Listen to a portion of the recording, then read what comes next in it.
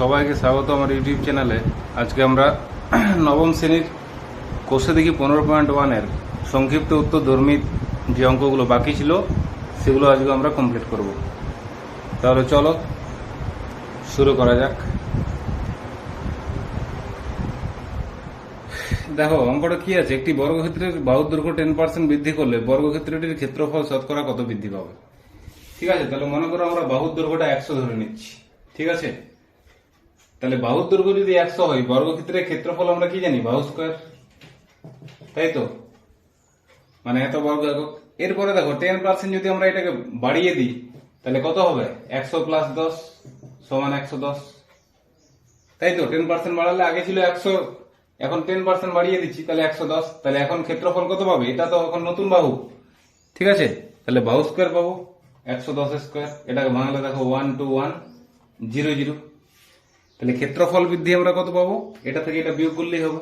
ঠিক আছে, তাহলে প্রথমে এটা আমরা লিখে নিচ্ছি যে ধরি বর্গক্ষেত্রের একটি বাহুর দৈর্ঘ্য 100 একক, যার ক্ষেত্রফল বাহু স্কয়ার। তাহলে দেখো আমি লিখে নিয়েছি যে বর্গক্ষেত্রের একটি বাহুর দৈর্ঘ্য 100 একক, ক্ষেত্রফলটা হচ্ছে বাহু স্কয়ার। ঠিক আছে, বাহুর মানটা এখানে বসিয়ে দাও। তাহলে বাহুটা 100, তার স্কয়ার, তাহলে দুটো 100 গুণ করলে দেখো 10,000 বর্গ একক। ঠিক আছে, ক্ষেত্রফলের বর্গ একক হবে।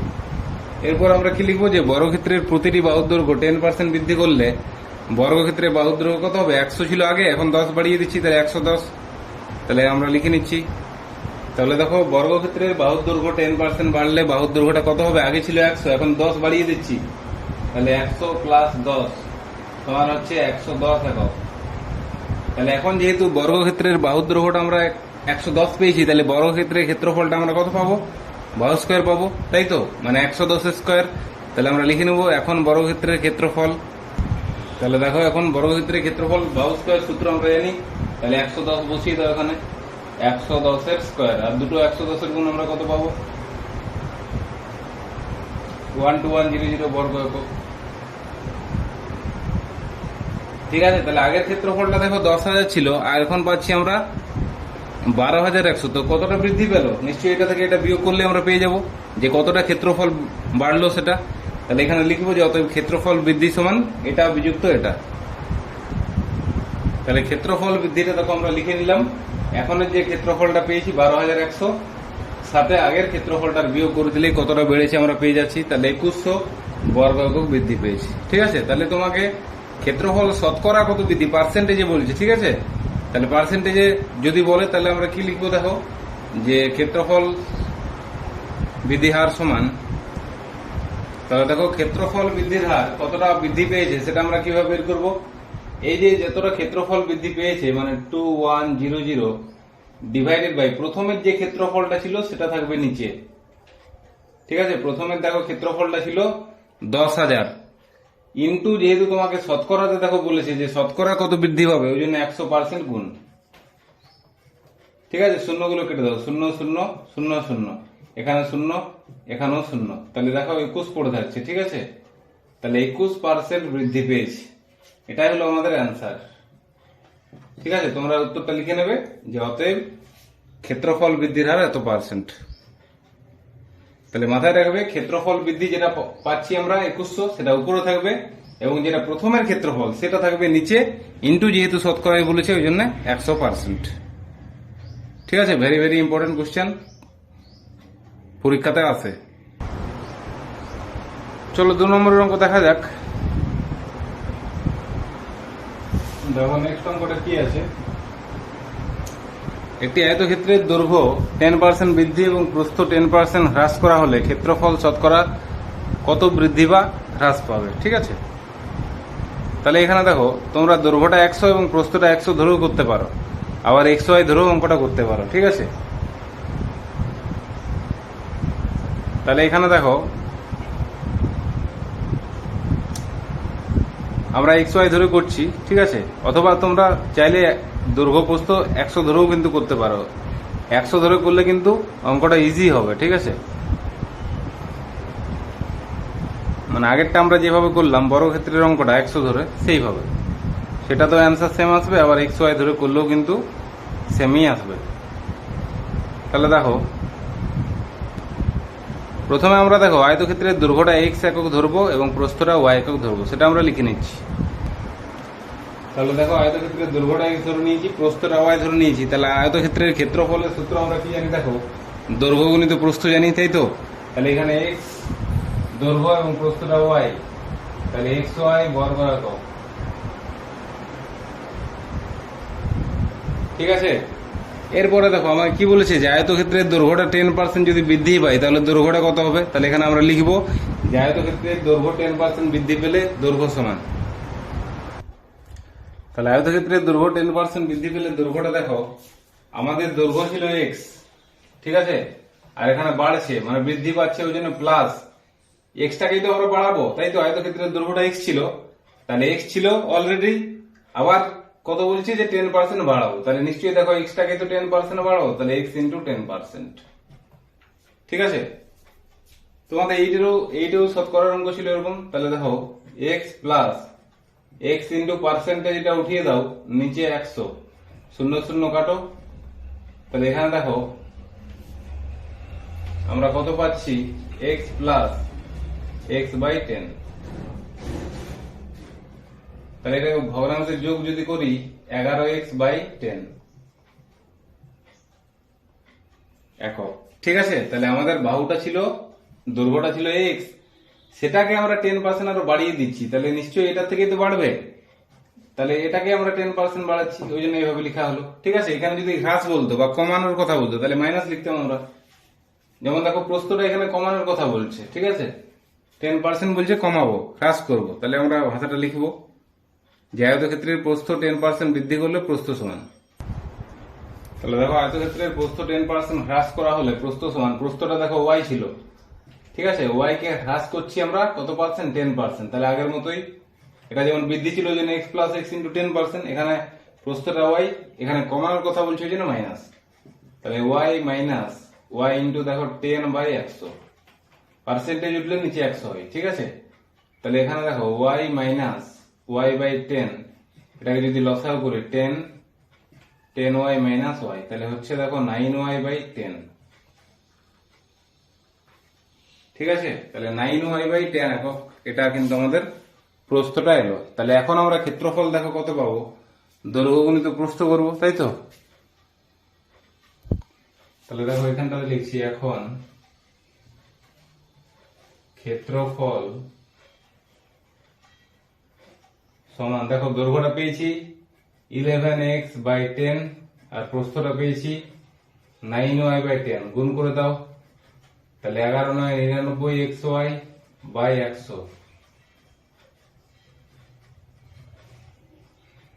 ঠিক আছে, তাহলে এখন ক্ষেত্রফলটা আমরা দেখো এটা পেলাম।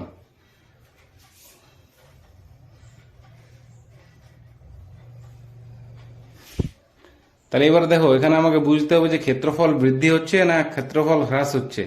তাহলে তোমরা মনে রাখবে, পরের ক্ষেত্রফলটা যদি বেশি থাকে এবং আগের ক্ষেত্রফলটা যদি কম থাকে, ঠিক আছে, তাহলে কিন্তু ক্ষেত্রফল বৃদ্ধি। আর যদি আগের ক্ষেত্রফলটা বেশি থাকে, ঠিক আছে, এবং পরের ক্ষেত্রফলটা কম থাকে, তখন কিন্তু ক্ষেত্রফল হ্রাস।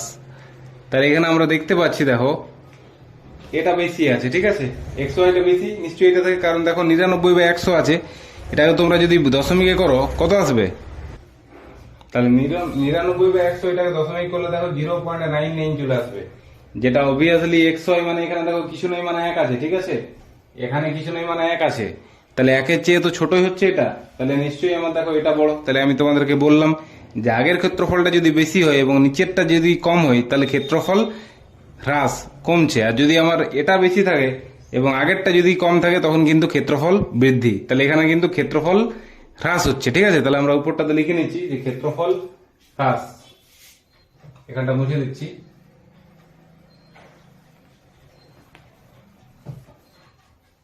তাহলে অতএব ক্ষেত্রফল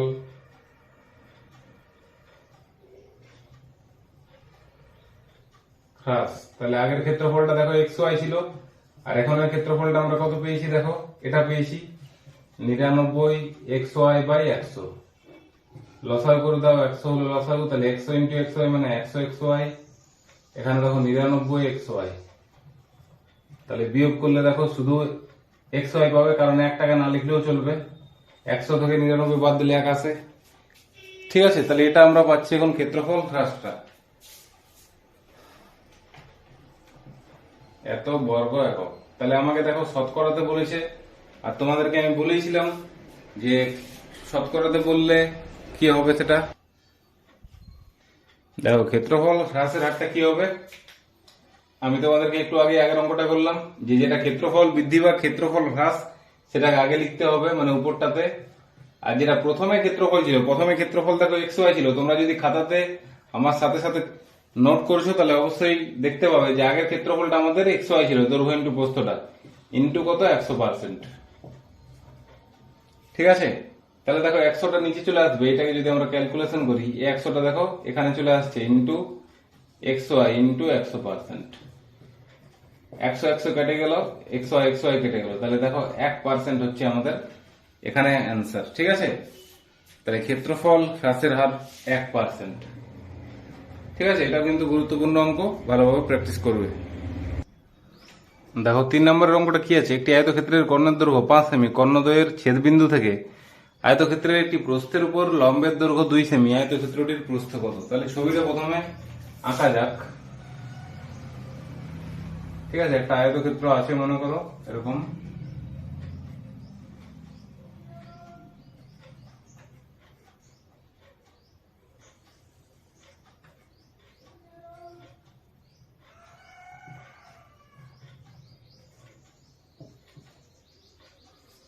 তাহলে দেখো আয়তক্ষেত্রের কি বলা আছে, কর্ণের দৈর্ঘ্য। আর আমরা কি জানি আয়তক্ষেত্রের কর্ণের দৈর্ঘ্যগুলি কিন্তু সমান হয়। ঠিক আছে, মানে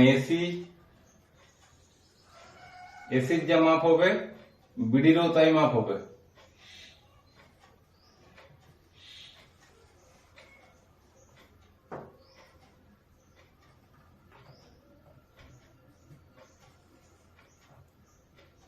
ঠিক আছে, তাহলে দেখো এটা দেওয়া আছে, আর কি দেওয়া আছে,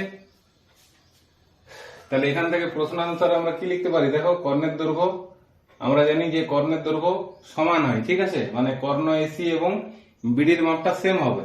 তাহলে এখান থেকে আমরা লিখতে পাচ্ছি এসি সমান বিডি, ঠিক আছে, সমান কত 5 সেমি।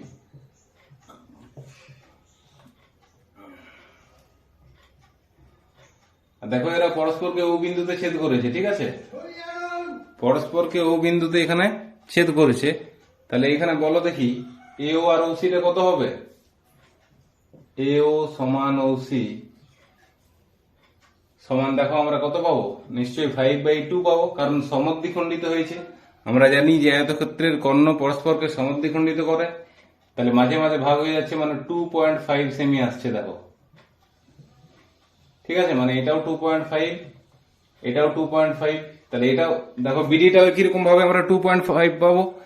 ঠিক আছে, বিডিটা আমাদের এখানে দরকার নেই, এই জন্য আমরা করছি না। ঠিক আছে, আমরা এটা ধরে করবো। এবারে দেখো কি বলেছে, যে আয়তক্ষেত্রের একটি প্রস্থের উপর লম্বের দৈর্ঘ্য, তাহলে আয়তক্ষেত্রের একটি প্রস্থের উপর, ঠিক আছে, একটা প্রস্থের উপরে লম্ব আছে কোথা থেকে, কর্ণদ্বয়ের ছেদ বিন্দু থেকে। তাহলে দেখো কর্ণদ্বয়ের ছেদ বিন্দুটা তো ছেদ বিন্দু থেকে, দেখো এখানে প্রস্থ হচ্ছে এডিটা আর বিসিটা, আর দৈর্ঘ্য হচ্ছে এবিটা আর ডিসিটা।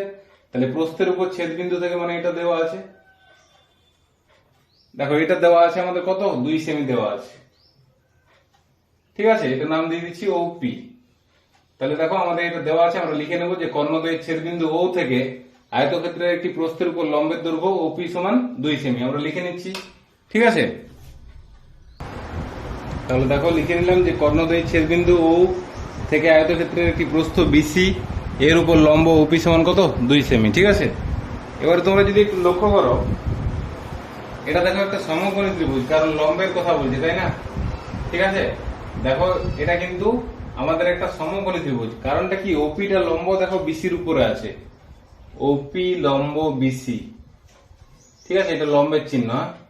তাহলে যেহেতু ওপিটা বিসির উপর লম্ব, তাহলে আমরা দেখো এই কোণটা কত বলতে পারবো, 90 ডিগ্রি, মানে সমকোণী ত্রিভুজ। ঠিক আছে, তাহলে এখানে দেখো আমরা লিখতে পারবো যে কোণ ওপিসি, ওপিসি সমান 90 ডিগ্রি। আর 90 ডিগ্রি আসা মানে কি, এটা একটা সমকোণী ত্রিভুজ, আর সমকোণী ত্রিভুজ আসা মানে আমরা কি জানি, পিথাগোরাসের সূত্র আমরা অ্যাপ্লাই করতে পারি। অতিভুজের বর্গ সমান লম্বর বর্গ প্লাস ভূমির বর্গ। ঠিক আছে, তাহলে এখান থেকে আমরা করব যে সমকোণী ত্রিভুজ ওপিসি থেকে সমকোণী ত্রিভুজ ওপিসি থেকে, তাহলে দেখো এখানে অতিভুজ মানে কোনটা বলো, লম্বর যেটা 90 ডিগ্রি তার বিপরীত বাহু মানে ওসিটা হচ্ছে এখানে লম্ব, ওসি স্কয়ার সমান দেখো লম্বটা হচ্ছে সিপি আর ভূমিটা হচ্ছে ওপি।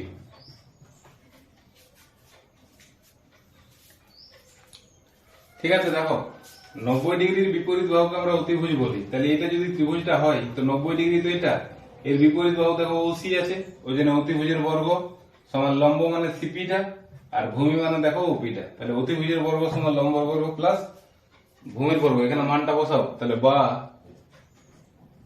2.5 তার স্কয়ার, ওসির মানটা দেখো 2.5 আমরা বের করেছি এখান থেকে, সমান সিপি তার স্কয়ার আর ওপির মানটা দেখো 2 আছে।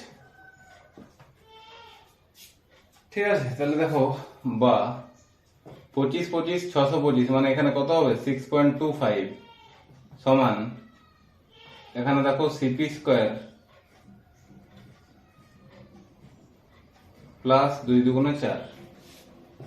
এরপরে দেখো এখান থেকে আমরা কি পাবো, সিপি স্কয়ার সমান 6.25 মাইনাস 4।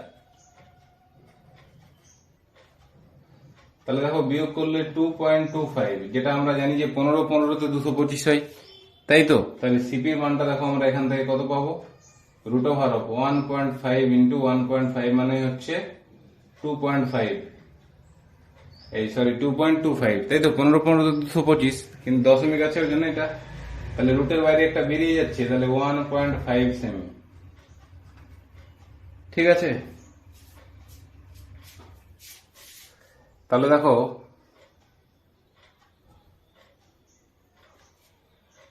আমাকে প্রস্থের মানটা বের করতে বলেছে। ঠিক আছে, প্রস্থ তাহলে কি হবে দেখো, এখানে এইটুকুটা যদি 1.5 হয়, দেখো এটা যদি 1.5 হয় তাই এটাও তো 1.5।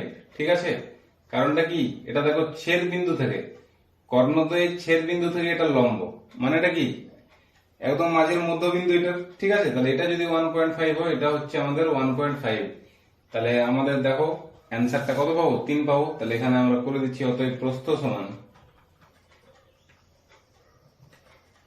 সমান 2 গুণিত 1.5, তাই তো, কারণ এটা 1.5 হলে এটা 1.5, তাহলে 1.5 ইন্টু 2, তাহলে 3.0 মানে 3 সেমি। ঠিক আছে, এটা হলো আমাদের অ্যান্সার, প্রস্থ আমরা পেলাম 3 সেমি। তাহলে তোমরা অ্যান্সারটা লিখে নেবে যে আয়তক্ষেত্রটির প্রস্থ সমান 3 সেমি।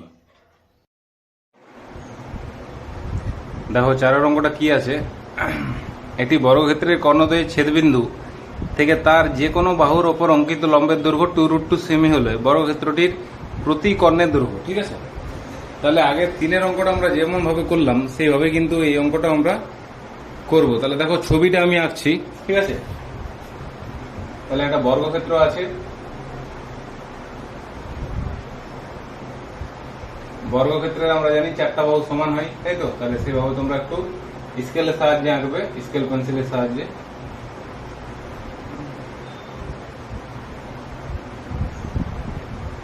ঠিক আছে, তাহলে এটা একটা বর্গক্ষেত্র মনে করো, 4টা বাহু যা সমান,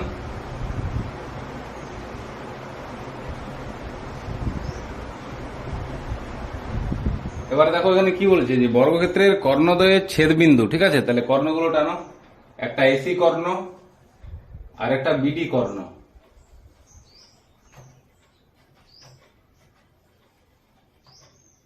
যেটা পরস্পরকে ও বিন্দুতে ছেদ করেছে। ঠিক আছে, তোমরা কিন্তু স্কেলের সাহায্যে করবে। এরপরে দেখো কি বলছে যে কর্ণদ্বয়ের ছেদবিন্দু, তাহলে কর্ণদ্বয়ের ছেদবিন্দুটা দেখো আমরা ও পেলাম, তাই তো, কর্ণগুলো পরস্পরকে ও বিন্দুতে ছেদ করেছে, তাহলে ছেদবিন্দুটাও, তাহলে কি বলেছে দেখো, ছেদবিন্দু থেকে তার যে কোনো বাহুর উপর উপর অঙ্কিত লম্বের দৈর্ঘ্য। তাহলে দেখো এই বাহুটার উপর একটা লম্ব আমরা টেনে দিলাম এরকম ভাবে। ঠিক আছে, একটা লম্ব আমরা টেনে দিলাম, বলা আছে যে ছেদবিন্দু থেকে যে কোনো একটা বাহুর উপরে লম্বের দৈর্ঘ্য 2√2, তাহলে এটা বলে দিয়েছে তোমাদেরকে 2√2, ঠিক আছে, এটা মনে করো ই নাম দিলাম। ঠিক আছে, তাহলে তোমাদেরকে বর্গক্ষেত্রের প্রতিটি কর্ণের দৈর্ঘ্য তোমাদেরকে নির্ণয় করতে বলছে। ঠিক আছে, কর্ণের দৈর্ঘ্যটা আমাদেরকে নির্ণয় করতে, মানে এসি আর বিডিটা। তাহলে চলো প্রথমে ভাষাটা আমি লিখে নিচ্ছি। ঠিক আছে, যে এবিসিডি একটি বর্গক্ষেত্র যার প্রত্যেকটা বাহুর দৈর্ঘ্য সমান। আর দেখো এখানে কোন প্রত্যেকটা বাহু এখানে কিন্তু দেওয়া নেই। ঠিক আছে, তাহলে প্রতিটি বাহুর দৈর্ঘ্য আমরা এক্স ধরে নিচ্ছি। তাহলে প্রত্যেকটা বাহুর দৈর্ঘ্য আমরা কত ধরেছি? এক্স। তাহলে আমরা প্রথমে লিখে নেব যে বর্গক্ষেত্রের প্রতিটি বাহুর দৈর্ঘ্য সমান এক্স একক সেমি। ঠিক আছে, তাহলে দেখো ভাষাগুলো আমি লিখে নিলাম যে ধরি বর্গক্ষেত্রের প্রতিটি বাহুর দৈর্ঘ্য এক্স সেমি। তাহলে আমরা জানি যে বর্গক্ষেত্রে চারটা বাহুই সমান হয়। তাহলে এবির যা মাপ, বিসিরও তাই মাপ, সিডিরও তাই মাপ, ডি এরও তাই মাপ। তাহলে এবি সমান বিসি সমান সিডি সমান ডি এ, প্রত্যেকটাই এক্স সেমি করে হবে। আর দেখো বর্গক্ষেত্রের কর্ণদ্বয় এসি ও বিডি পরস্পরকে ও বিন্দুতে ছেদ করেছে। ঠিক আছে, তাহলে আমরা এটা লিখে নিলাম। এরপরে দেখো কি লিখবো, যে বর্গক্ষেত্রের কর্ণদ্বয়ের ছেদবিন্দু ও থেকে এবি বাহুর উপর লম্ব ওই সমান কত? 2√2। দেখো ছবিটা থেকে যেটা আমরা করেছি সেই ভাষাটা আমি লিখে নিচ্ছি এখানে। ঠিক আছে,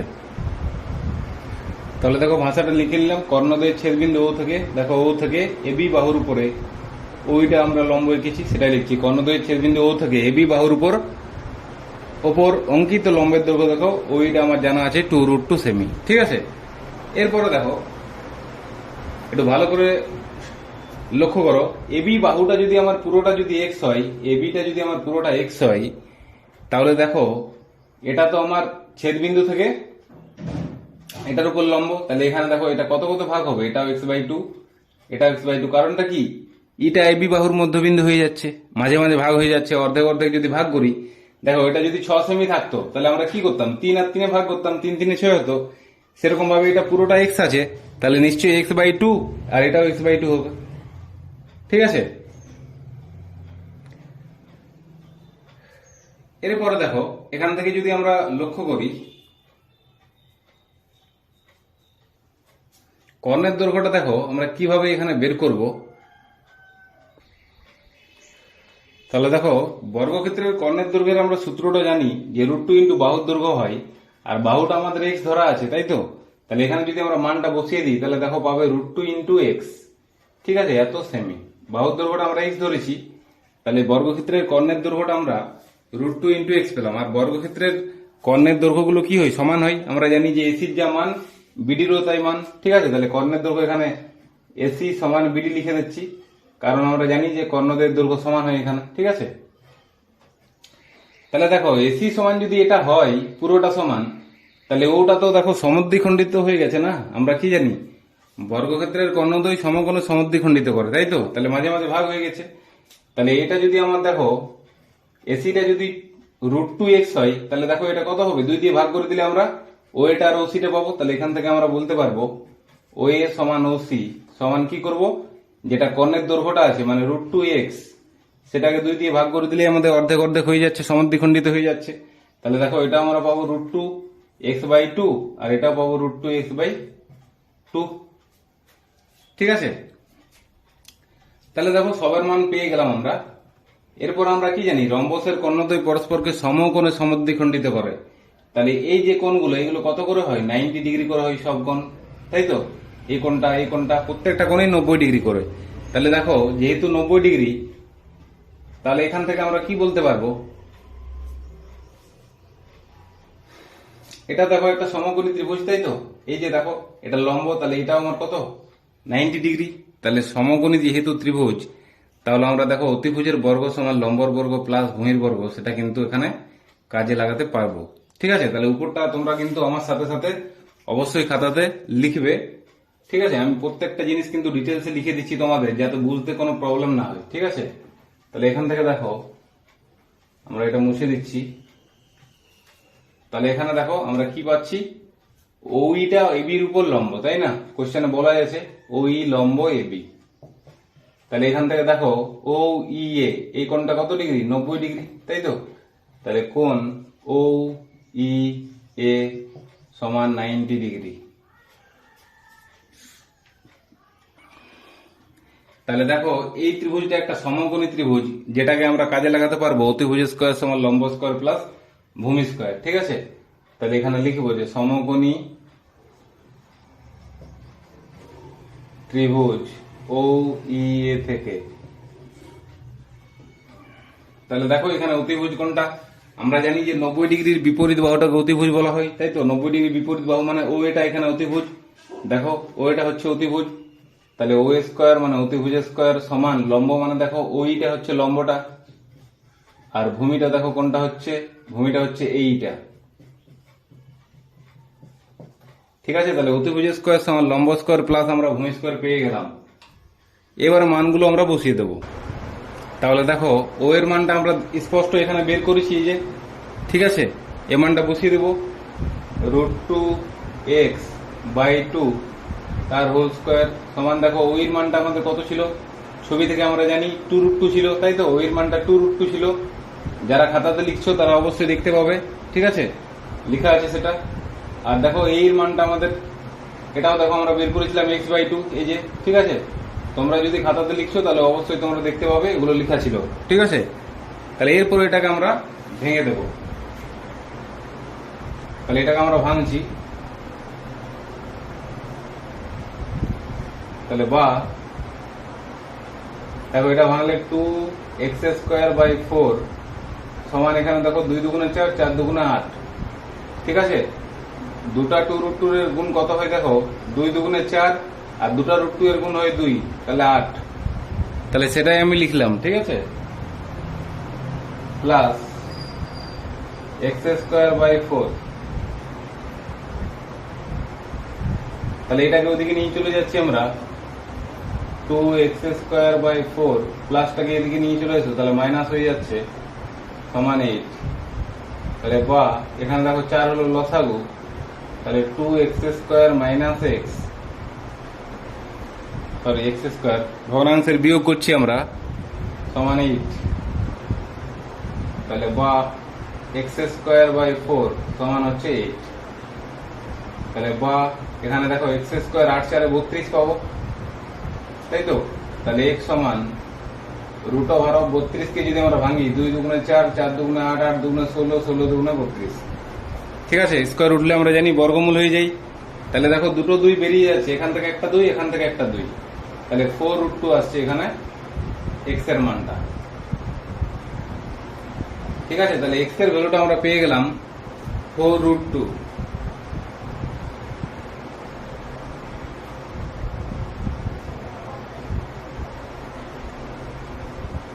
ঠিক আছে, এবার দেখো এটা তো x এর মান পেলাম, আর আমাদের কর্ণের দৈর্ঘ্য আমরা আগে লিখেছিলাম। তোমরা যদি খাতাতে লিখছো তাহলে অবশ্যই দেখতে পাবে, দেখবে লেখা আছে যে কর্ণের দৈর্ঘ্য √2 ইন্টু বাহুর দৈর্ঘ্য, তাই তো। তাহলে বাহুর দৈর্ঘ্য তো আমরা x এ ধরেছিলাম, এটা আমরা বসিয়ে দিলেই কিন্তু অ্যান্সারটা পেয়ে যাব, ঠিক আছে। তাহলে দেখো ছবিটার এখানটা বসিয়ে দিচ্ছি, এখানে লিখছি আমি, তাহলে অতএব বর্গক্ষেত্রটির কর্ণের দৈর্ঘ্য, তাহলে দেখো আমরা লিখে নিয়েছি বর্গক্ষেত্রটির কর্ণের দৈর্ঘ্য, যা সূত্র জানি √2 ইন্টু বাহুর দৈর্ঘ্য, আর আমরা বাহুর দৈর্ঘ্যটা x ধরেছিলাম, তাই তো। প্রথমে আমরা x ধরা ছিল, তাহলে x এর মানটা দেখো আমরা পেয়ে গেছি, এখানে বসিয়ে দাও, √2 ইন্টু 4√2। তাহলে এটা গুণ করলে কত পাবো, 4, আর দুটো √2 এর গুণ 2 পাবো, তাহলে 4 দুগুণে 8, 4 ইন্টু 2, তাহলে 8 সেমি হলো এটার অ্যান্সার, ঠিক আছে। তাহলে 4 অঙ্কটা আমাদের কমপ্লিট হয়ে গেল। কারো যদি বুঝতে কোথাও অসুবিধা আছে অবশ্যই অঙ্কটা আরেকবার রিপিট তোমরা দেখে নেবে এবং কথাগুলো অবশ্যই মন দিয়ে শুনবে, তাহলে তোমাদের অসুবিধা থাকবে না, ঠিক আছে। চলো নেক্সট অঙ্কে যাই। দেখো লাস্ট কোশ্চেনটা কি আছে, ইম্পর্টেন্ট কোশ্চেন আছে। একটি আয়তক্ষেত্রের পরিসীমা 34 সেমি এবং ক্ষেত্রফল 60 বর্গ সেমি। আয়তক্ষেত্রটির প্রতিটি কর্ণের দৈর্ঘ্য কত, ঠিক আছে। তাহলে দেখো এখানে আয়তক্ষেত্রের পরিসীমা জানা থাকলো এবং ক্ষেত্রফল জানা থাকলো, দৈর্ঘ্য এবং প্রস্থের মান জানা নেই, ঠিক আছে। তাহলে এখানে আমাদেরকে দৈর্ঘ্য এবং প্রস্থটা XY আকারে আমরা ধরে নেব, ঠিক আছে। মনে করি আয়তক্ষেত্রের দৈর্ঘ্য সমান x সেমি এবং প্রস্থ সমান y সেমি, ঠিক আছে। প্রথমে আমরা ওটা লিখে নিচ্ছি। তাহলে দেখো আমরা লিখে নিয়েছি যে আয়তক্ষেত্রের দৈর্ঘ্যটা x সেমি এবং প্রস্থটা y সেমি, ঠিক আছে। তাহলে আয়তক্ষেত্রের পরিসীমা জানা আছে, পরিসীমার সূত্রটা আমরা কি জানি, 2 গুণিত দৈর্ঘ্যযুক্ত প্রস্থ, ঠিক আছে। তাহলে এখানে দৈর্ঘ্য প্রস্থের মানটা বসিয়ে দাও, তাহলে 2 গুণিত দৈর্ঘ্যের মানটা x এবং প্রস্থের মানটা y, এত সেমি। আর দেখো প্রশ্নানুসারে আমরা কি বলতে পারবো, এটা সমান এই 34, কারণ এটাও পরিসীমা আবার এটাও পরিসীমা, তাহলে দুটোকে আমরা সমান সমান করতে পারবো। তাহলে প্রশ্নানুসারে এটা সমান 34 আমরা লিখতে পারবো। তাহলে দেখো আমি লিখে নিয়েছি দুটো পরিসীমা সমান, তাহলে এটাও পরিসীমা আবার 34টা পরিসীমা, তাহলে অবভিয়াসলি আমরা বলতে পারবো এটা সমান 34। তাহলে দেখো এখান থেকে এক্স প্লাস ওয়াই এর মানটা আমরা বের করে নিলাম, 2 দিয়ে কাটাকাটি করলে 17 আসছে, তাহলে এক্স প্লাস ওয়াই এর মানটা আমরা 17 পেলাম। এরপর দেখো আয়তক্ষেত্রের ক্ষেত্রফলও জানা আছে, তাহলে ক্ষেত্রফলের সূত্র আমরা কি জানি, দৈর্ঘ্য গুণিত প্রস্থ। তাহলে প্রথমে ওটা লিখে নেবো যে আয়তক্ষেত্রের ক্ষেত্রফল সমান দৈর্ঘ্য গুণিত প্রস্থ। তাহলে দেখো আমরা সূত্রটা লিখে নিয়েছি, আয়তক্ষেত্রের ক্ষেত্রফল সমান দৈর্ঘ্য গুণিত প্রস্থ। তাহলে এখানে দৈর্ঘ্যের মানটা এক্স এবং প্রস্থের মানটা ওয়াই, তাহলে এক্স ওয়াই বর্গ মিটার। ক্ষেত্রফল আমরা জানি যে বর্গ সেমি হয়, সরি এখানে সেমি আছে, তাহলে বর্গ সেমি লিখবো, ঠিক আছে। আবার দেখো এটাও ক্ষেত্রফল, আবার 60টাও দেখো ক্ষেত্রফল, তাহলে আবার প্রশ্নানুসার আমরা কি বলতে পারবো, এক্স ওয়াই সমান 60 বলতে পারবো, কারণ দুটোই ক্ষেত্রফল নিশ্চয়ই সমান। তাহলে আবার লিখবো প্রশ্নানুসারে এক্স ওয়াই সমান 60। তাহলে দেখো আমাদের এক্স ওয়াইটাও ক্ষেত্রফল, আবার 60টাও ক্ষেত্রফল, ওই জন্য আমরা লিখে নিলাম এক্স ওয়াই সমান 60, কারণ দুটোই ক্ষেত্রফল, আর দুটোই যেহেতু ক্ষেত্রফল মানে দুটো সমান হবে, তাই তো। এরপরে দেখো তোমাদেরকে কি বের করতে বলেছে, আয়তক্ষেত্রটির কর্ণের দৈর্ঘ্য, ঠিক আছে। কর্ণের দৈর্ঘ্যের সূত্রটা আমরা কি জানি, √অফ দৈর্ঘ্য স্কয়ার প্লাস প্রস্থ স্কয়ার, তাহলে সেটা আমরা লিখে নিচ্ছি প্রথমে। তাহলে দেখো সূত্রটা লিখে নিয়েছি, আয়তক্ষেত্রের কর্ণের দৈর্ঘ্য সমান √অফ দৈর্ঘ্য স্কয়ার প্লাস প্রস্থ স্কয়ার। এখানে মানটা বসিয়ে দাও, √অফ দেখো দৈর্ঘ্যটা এক্স ছিল আমাদের, তাহলে এক্স স্কয়ার, আর প্রস্থটা ওয়াই ছিল ওয়াই স্কয়ার। এটাকে এবার দেখো এ স্কয়ার প্লাস বি স্কয়ারের বীজগণিতের সূত্রে আমরা ভাঙবো। এ স্কয়ার প্লাস বি স্কয়ারের সূত্র আমরা জানি এ প্লাস বি তার হোল স্কয়ার মাইনাস 2ab, এ প্লাস বি তার হোল স্কয়ার মাইনাস 2xy, তাই তো। এরপরে দেখো এখানে যদি আমরা মানটা বসিয়ে দিই √অফ, দেখো এক্স প্লাস ওয়াই এর মানটা আমরা জানা ছিল 17, এখানে 17 বসিয়ে দাও, মাইনাস 2 গুণিত দেখো এক্স ওয়াই এর মানটাও জানা ছিল 60। আর এটা যদি আমরা ভাঙি 17 17তে 289 বিযুক্ত 120, তাহলে এটাকে যদি মাইনাস করি আমরা দেখো কত আসছে 961, ঠিক আছে। 169 পেলাম, যার আমরা জানি যে 13 13 তে 169 হয়, তাহলে এখান থেকে দেখো আমরা লিখে দিতে পারবো 13 গুণিত 13। তাহলে আমরা জানি যে বর্গমূলের ভিতরে ডবল সংখ্যা থাকলে একটা বেরিয়ে যায়, তাহলে 13 সেমি, ঠিক আছে। এটাই আমাদেরকে অ্যান্সারে বের করতে বলেছিল যে আয়তক্ষেত্রের প্রতিটি কর্ণের দৈর্ঘ্য কত। তাহলে আমরা জানি যে আয়তক্ষেত্রের প্রত্যেকটা কর্ণ সমান হয়, তাহলে এখানে দেখো প্রত্যেকটা কর্ণ 13 সেমি করে হবে, ঠিক আছে। তাহলে আমাদের কোর্সে দেখি 15.1টা পুরোপুরি কমপ্লিট হয়ে গেল। নেক্সট আমরা